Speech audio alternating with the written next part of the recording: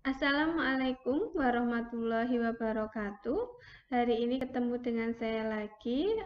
Saya akan menjelaskan materi tentang laporan keuangan dan persamaan dasar akuntansi.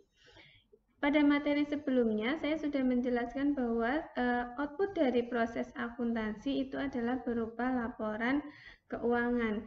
Ya, hari ini kita akan mempelajari macam-macam laporan keuangan dan kaitannya dengan persamaan dasar akuntansi.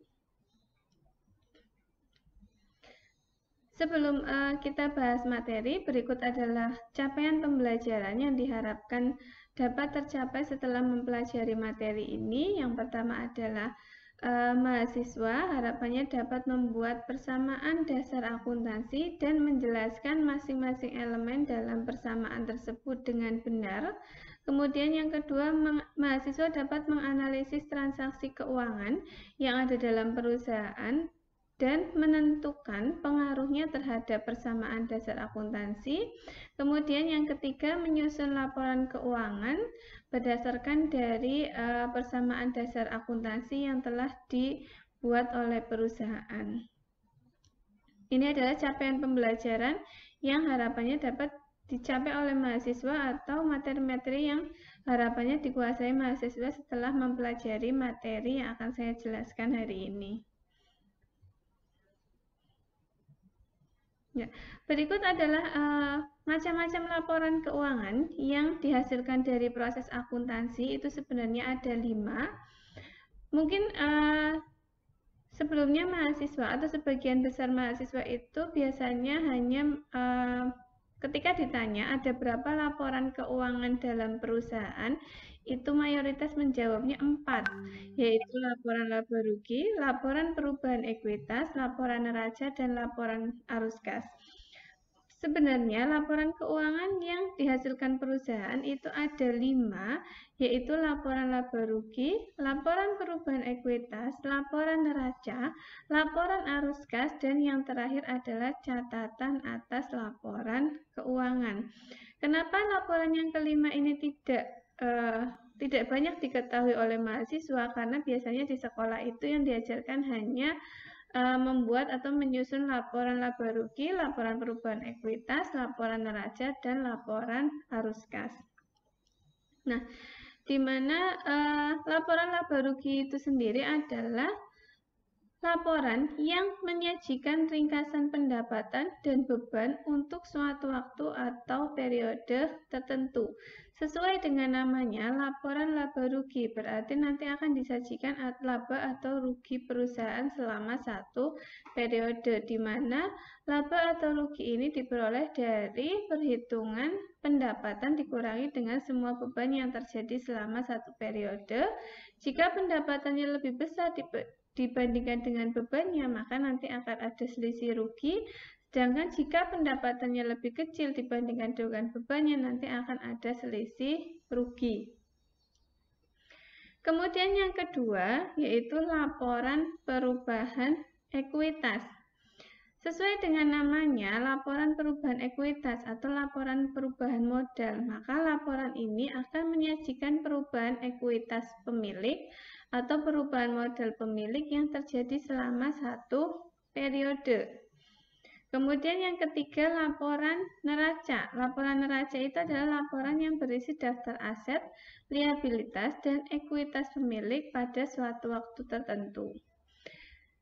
Yang keempat, laporan arus kas itu adalah laporan yang berisi penerimaan dan pengeluaran kas perusahaan untuk aktivitas operasional, aktivitas pembiayaan, dan aktivitas investasi pada suatu waktu atau periode tertentu.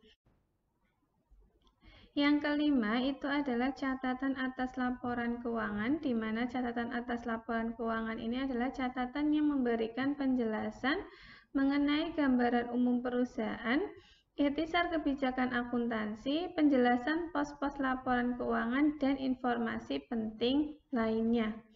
Ya, untuk laporan keuangan yang akan kita pelajari dalam materi ini adalah terkait dengan laporan laba rugi, laporan perubahan ekuitas, dan laporan neraca, di mana ini adalah laporan-laporan keuangan yang disusun oleh perusahaan perorangan.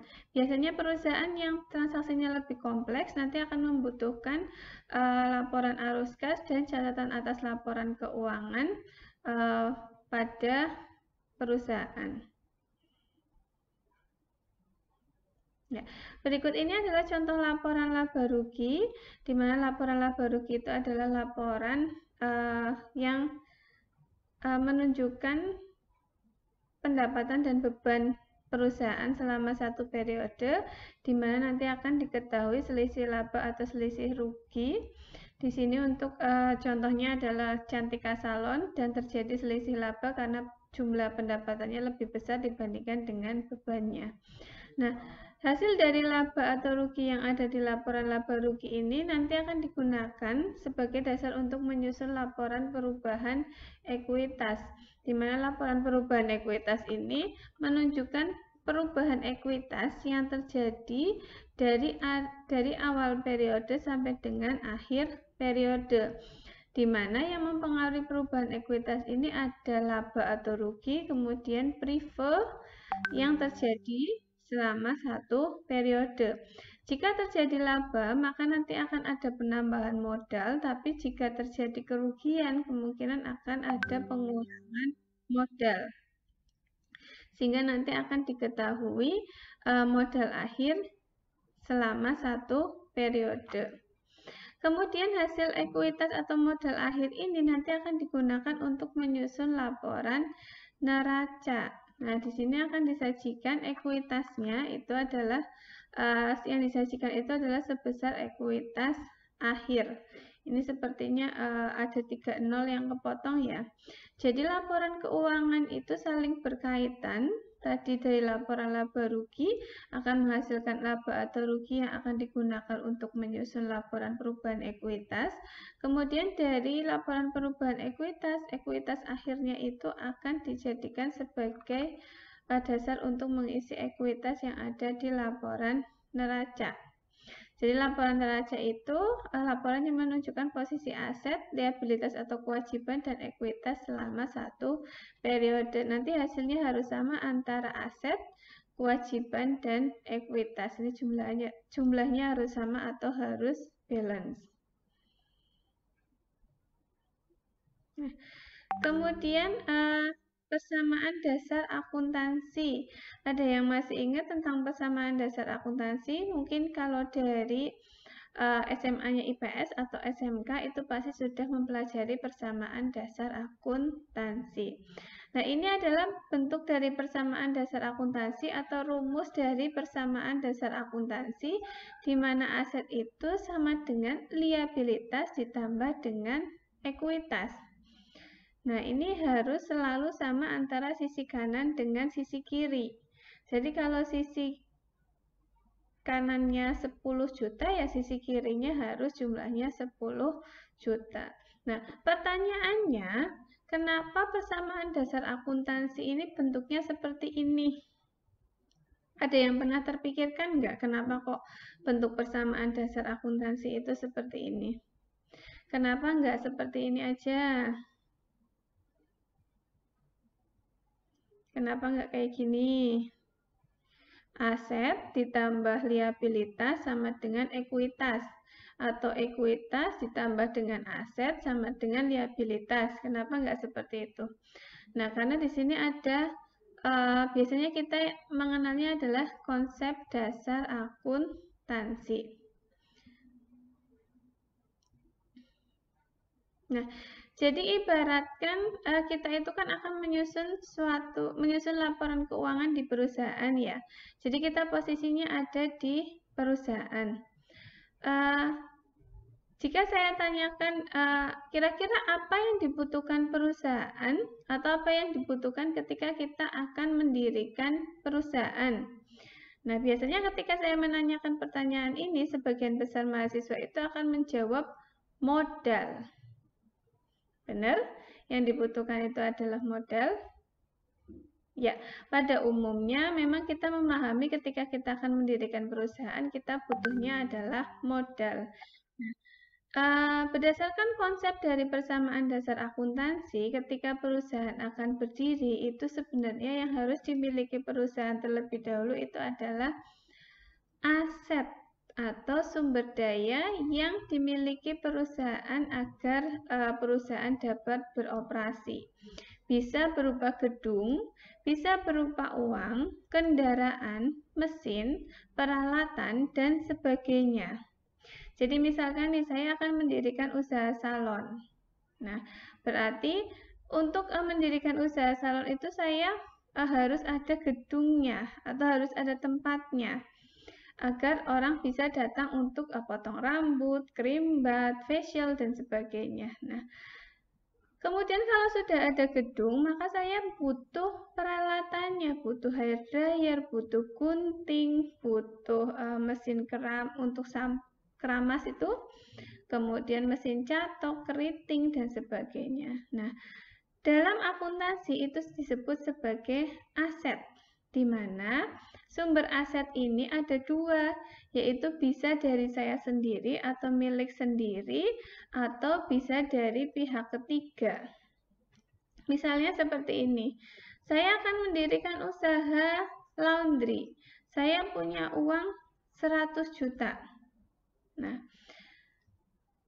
100 juta itu kemudian saya gunakan untuk menyewa gedung, membeli mesin cuci, membeli mesin setrika, membeli motor untuk mengantar laundry, dan sebagainya.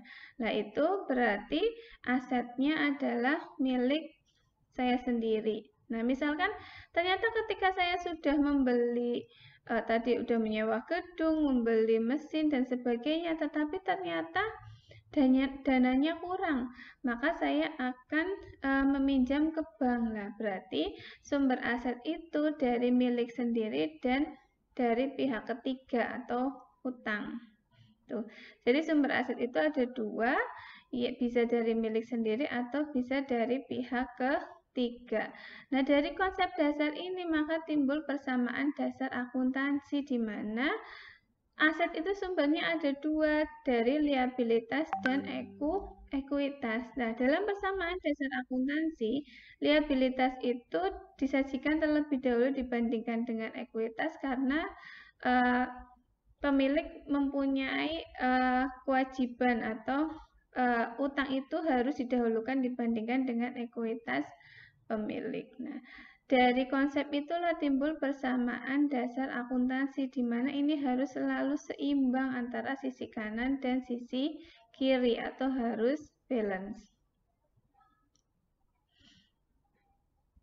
Nah, sehingga timbullah persamaan dasar seperti ini, yaitu rumusnya aset sama dengan kewajiban atau liabilitas ditambah dengan ekuitas, di mana dalam satu periode biasanya itu atau dalam persamaan dasar akuntansi terdapat beberapa transaksi yang mempengaruhi ekuitas pemilik, yaitu pendapatan, beban, dan pengambilan pemilik atau prive. Sehingga persamaan dasar akuntansi bisa diperluas menjadi seperti ini, bahwa kewajiban aset itu sama dengan kewajiban ditambah dengan ekuitas, ditambah dengan pendapatan, dikurangi dengan beban, dikurangi dengan prive. Nah, kenapa pendapatan ini menambah? Karena pendapatan itu sifatnya menambah ekuitas, sedangkan beban dan prive itu sifatnya adalah mengurangi ekuitas. Berikut saya contohkan kegiatan yang ada dalam perusahaan dan penyusunan persamaan dasar akuntansi yang dilakukan oleh perusahaan. Contohnya, Tuan Jaka itu memutuskan untuk mendirikan usaha laundry yang diberi nama Clean Laundry. Nah, untuk memulai usaha tersebut, Tuan Jaka itu menginvestasikan uangnya sebesar 50 juta. Nah, dari transaksi keuangan ini, maka akibatnya terhadap persamaan dasar akuntansi, aset yang ada di perusahaan berupa kas itu akan bertambah senilai 50 juta, dan ekuitasnya juga akan bertambah senilai 50 juta. transaksi ini tidak terpengaruh atau tidak mempengaruhi kewajiban, tapi akan tetap sama antara sisi kiri dengan sisi kanan, yaitu sebesar 50 juta. Kemudian Tuan Jaka, yang kedua Tuan Jaka itu memutuskan untuk mengajukan pinjaman kredit senilai 50 juta dan disetujui oleh bank untuk mengelola usaha laundry. Nah, dari transaksi ini kita lihat di poin B, maka aset perusahaan berupa kas bertambah lagi sebesar 50 juta dan kewajiban perusahaan berupa utang bank juga bertambah 50 juta. Dan ini tidak mempengaruhi ekuitas perusahaan. Maka setiap transaksi terjadi, nanti kita akan hitung apakah ini seimbang atau tidak. Sisi kiri asetnya 100 juta, sisi kanan kewajiban ditambah ekuitas 50 juta tambah 50 juta, totalnya adalah 100 juta. Sudah sama atau balance. Kemudian yang ketiga, menyewa ruko untuk tempat usaha di mana biaya sewanya adalah 5 juta. Nah, ketika perusahaan membayarkan sewa sebesar 5 juta, maka asetnya atau kasnya itu akan berkurang 5 juta dan ekuitas Tuan Jaka ini akan berkurang 5 juta. Kenapa ini pengaruhnya ekuitas? Karena ini merupakan beban, di mana beban itu sifatnya adalah mengurangi ekuitas. Kemudian yang transaksi selanjutnya, perusahaan membeli 2 unit mesin cuci senilai 10 juta dan 2 unit setrika uap senilai 4 juta tunai. Maka di sini kas perusahaan itu akan berkurang 14 juta. Nah, di sini hanya mempengaruhi sisi aset saja ya. Kasnya berkurang 14 juta, peralatannya bertambah 14 juta. Tidak mempengaruhi sisi kewajiban dan ekuitas atau tidak mempengaruhi sisi kanan. Kira-kira balance nggak? Tetap balance karena di sisi kiri itu ada yang berkurang tetapi ada yang bertambah senilai 14 juta. Sehingga jika dihitung ini jumlahnya akan tetap balance. 81 juta ditambah 14 juta itu berarti berapa? 95 juta. 50 juta tambah 45 juta juga 95 juta. Kemudian transaksi E, perusahaan membeli deterjen pewangi pakaian senilai 3 juta tunai. Nah, dalam akuntansi, deterjen pewangi pakaian ini merupakan bahan habis pakai atau yang biasanya disebut dengan perlengkapan. Nah, dari transaksi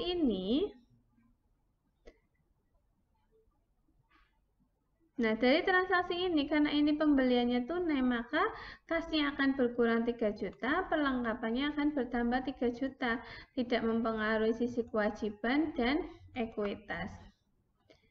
Kemudian, membeli 1 unit sepeda motor senilai 15 juta dan mobil pickup 50 juta untuk operasional usaha laundry secara tunai. Nah, dari transaksi ini yang akan bertambah itu adalah karena ini tunai, asetnya bertambah berupa kendaraan senilai 55 juta dan kasnya berkurang senilai 55 juta. Ini juga tidak mempengaruhi sisi kewajiban dan ekuitas. Kemudian poin G, menerima pendapatan jasa laundry senilai 11 juta. Nah, berarti kalau kita dapat atau menerima pendapatan, kasnya akan bertambah 11 juta, ekuitasnya akan bertambah 11 juta. Kenapa ini menambah ekuitas? Karena pendapatan itu sifatnya adalah menambah ekuitas. Kemudian yang poin H, membayar tagihan listrik, PAM, dan membayar karyawan. Masing-masing senilai 1 juta, 500.000, dan 1 juta. Nah, maka ini akan berpengaruh ke kas perusahaan berkurang 2.500.000, ekuitasnya juga akan berkurang senilai 2.500.000 karena bayar listrik, PAM, dan karyawan itu merupakan beban yang sifatnya mengurangi ekuitas. Kemudian, Tuan Jaka mengambil uang usaha untuk keperluan pribadi 500.000. Nah, jadi fungsinya pencatatan akuntansi itu salah satunya adalah memisahkan antara milik perusahaan dengan milik pribadi. Boleh pemilik usaha mengambil uang perusahaan atau menggunakan uang perusahaan, tapi ini akan tercatat sebagai prive atau pengambilan pemilik, di mana prive ini sifatnya adalah mengurangi ekuitas. Jadi kalau ada pengambilan prive, kasnya akan berkurang, ekuitasnya juga akan berkurang. Nah, nanti kita akan hitung apakah sudah seimbang antara aset, kewajiban, dan ekuitas. Ya. Kemudian pertanyaannya adalah apa hubungannya persamaan dasar akuntansi dengan laporan keuangan? Jadi berdasarkan dari transaksi Clean Laundry yang didirikan oleh Tuan Jaka tadi yang sudah saya contohkan, apabila Tuan Jaka akan atau ingin mengetahui kondisi keuangan perusahaan yang meliputi apakah usaha yang didirikan oleh Tuan Jaka atau Pak Jaka ini memberikan hasil atau laba selama beroperasi 1 bulan? Kemudian bagaimana keuangan usaha sampai akhir bulan? Dan apakah modal yang diinvestasikan Pak Jaka ini bertambah atau justru berkurang? Maka Pak Jaka harus menyusun laporan keuangan berdasarkan dari persamaan dasar akuntansi yang tadi sudah saya jelaskan, yaitu meliputi laporan laba ruginya. Jadi melalui laporan laba rugi ini nanti akan diketahui laba atau ruginya. Kemudian yang kedua, Pak Jaka harus menyusun laporan perubahan ekuitasnya. Dan yang ketiga, Pak Jaka harus menyusun laporan neraca. Nah, setelah kalian menyimak video ini, maka kalian bisa mencoba untuk menyusun laporan keuangan sesuai dengan transaksi keuangan Clean Laundry atau usaha laundry yang sudah didirikan oleh Tuan Jaka. Nah, ini akan menjadi tugas yang harus diselesaikan setelah mempelajari materi ini. Ya, demikian penjelasan saya terkait dengan materi laporan keuangan dan persamaan dasar akuntansi. Sampai jumpa di materi selanjutnya. Terima kasih. Wassalamualaikum warahmatullahi wabarakatuh.